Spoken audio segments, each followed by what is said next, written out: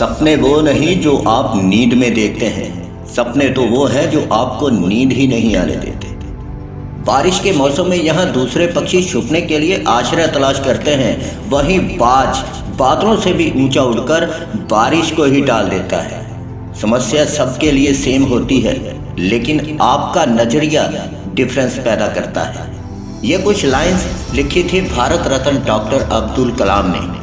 दोस्तों, इस वीडियो में मैं आपको कलाम सर के कुछ किस्से सुनाने वाला हूँ, जिन्हें सुनकर मेरे दोस्त तुम्हारा नजरिया ही बदल जाएगा। तुम अपने अंदर एक नई एनर्जी फील करोगे। दोस्तों, क्या आपको पता है कि कलाम सर ने शादी क्यों नहीं की? असल में दोस्तों, जिस दिन उनकी सगाई थी उस दिन वो अपने काम में इतने बिजी थे कि अपनी सगाई तक को भूल गए। दोस्तों, अपनी एक इंटरव्यू में उन्होंने कहा था कि लोग शादी करते हैं अपनी सेल्फिशनेस के लिए, लेकिन मैं खुदगर्ज नहीं हूँ, मैं स्वार्थी नहीं बन सकता। मेरी ऑलरेडी कमिटमेंट हो चुकी है मेरे गोल के साथ। मेरा टारगेट, मेरा लक्ष्य है, मेरा गोल है, कोई गर्व नहीं। इसलिए मैं अपना जीवन अपने देश के नाम कर चुका। दोस्तों, बात है 10 अगस्त 1979 की। 19 साल की जी तोड़ मेहनत, 72 फीट लंबा SLV-3 रॉकेट 17 टन वजन के साथ 7:58 पर आसमान की ओर छोड़ा गया।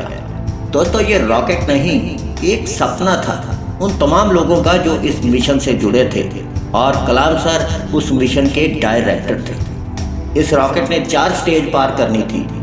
ये रॉकेट एक स्टेज तो पार कर गया, लेकिन दूसरी स्टेज में जाने के बाद रॉकेट ने काम करना बंद कर दिया। 317 सेकंड बाद कलाम सर और उनकी टीम का सपना श्रीहरिकोटा से तकरीबन 560 किलोमीटर दूर कचरा बनकर समंदर में गिर गया।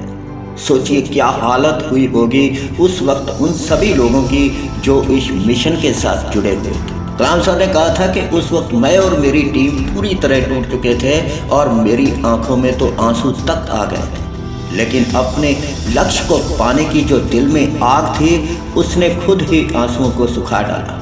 कलाम सर कहते थे कि हार में भी जीत छुपी होती है और आपकी गलतियों से बड़ा गुरु कोई नहीं होता।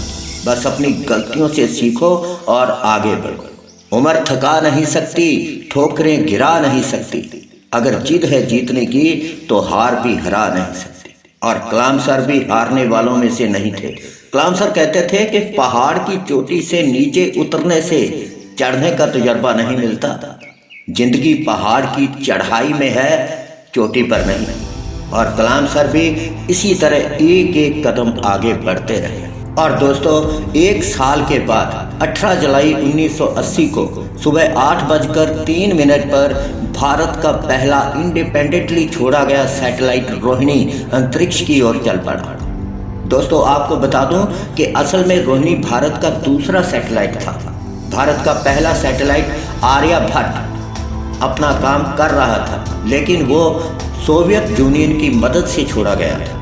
रोहिणी के कामयाब होने पर कलाम सर कहते थे कि उस दिन मैंने अपनी ज़िंदगी के बेहतरीन पल जिए थे, क्योंकि 20 साल की मेहनत रंग लाई थी। दोस्तों, उस दिन हमारा देश भारत उन चंद देशों में शामिल हो गया था जिनके पास अपने दम पर सैटेलाइट लॉन्च करने की ताकत थी। और ये सब हो पाया केवल एक इंसान की बदौलत, जिसमें ना हारने की जिद थी और नेवर गिव अप का एटीट्यूड था। दोस्तों, जिस दिन कलाम सर को राष्ट्रपति बनाया गया था उस दिन पूरा देश खुशियां मना रहा था, क्योंकि एक काबिल इंसान को राष्ट्रपति बनाया जा रहा था।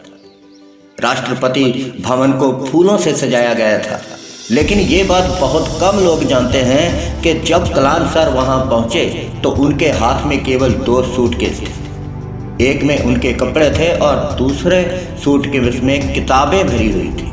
इससे ये मालूम पड़ता है हमको कि किताबें इंसान की ज़िंदगी में कितनी बड़ी भूमिका निभाती हैं।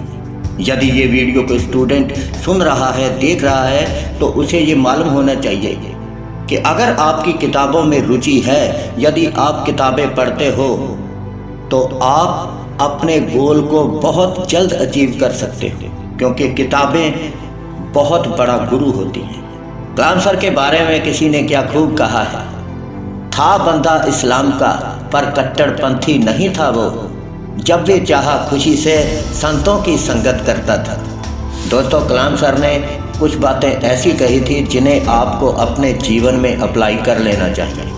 उन्होंने कहा था, कोई शख्स कितना भी छोटा हो उसे हौसला नहीं छोड़ना चाहिए।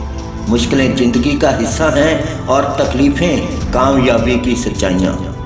खुदा ने वादा तो नहीं किया कि आसमान हमेशा नीला रहेगा और हमेशा फूलों से भरी राहें ही मिलेंगी।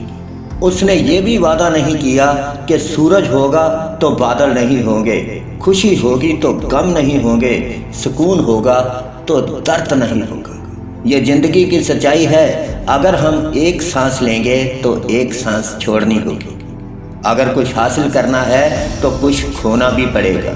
इसलिए अगर सूरज की तरह चमकना चाहते हो तो सूरज की तरह जलना सीखो। दोस्तों, कलाम सर ने तो कर दिखाया, इसीलिए आज हम उन्हें याद कर रहे हैं। अब बारी आपकी है। यदि आपके अंदर भी वैसी आग है, वैसा जुनून है, तो आज कसम खाइए कि अपने सपने को हासिल करने के लिए आप किसी भी हद को पार कर जाएं। यदि इस वीडियो में आपको थोड़ी भी इंफॉर्मेशन मिली हो, थोड़ा सा भी मोटिवेशन मिला हो, तो चैनल को सब्सक्राइब करना मत भूलिएगा। फिर मिलूंगा एक नई वीडियो में, तब तक के लिए रब रखा। जय हिंद, जय भारत।